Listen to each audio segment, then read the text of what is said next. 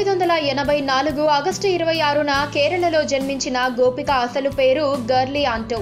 Christian ఫ్యామిలీలో జన్మించిన గోపిక మోడల్గా కెరియర్ని ప్రారంభించింది. తమిళ, తెలుగు, మలయాళ సినిమాలు మొత్తం కలిపి దాదాపు 35 సినిమాలకు పైగానే నటించింది. నా ఆటోగ్రాఫ్, స్వీట్ మెమరీస్తో తెలుగు ప్రేక్షకుల్లో చెరగని ముద్ర సంపాదించింది. ఎక్స్పోజింగ్ కి చాలా దూరం అని చెప్పిన ఈ భామ ఆ తర్వాత మంచి హాట్ సీన్స్ లో కూడా నటించి బోల్డ్ షోకి అయిన రెడీ అని కూడా డైరెక్టర్స్ కి హింట్ ఇచ్చింది గోపిక.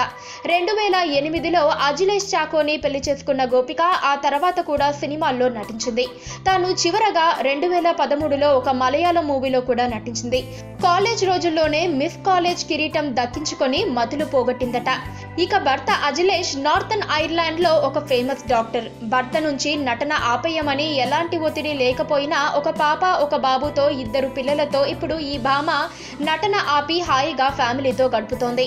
ఎమీ ఐడెన్ గా పేర్లు పెట్టుకున్నారు. ఇప్పుడు ఈ జంట ఆస్ట్రేలియాలోని బ్రిస్బెన్ లో ఎంజాయ్ చేస్తున్నారు. అంతేకాదు డాక్టర్ గా మంచి పేరు తెచ్చుకున్న గోపిక భర్త కూడా బాగా ఆస్తిపరుడట.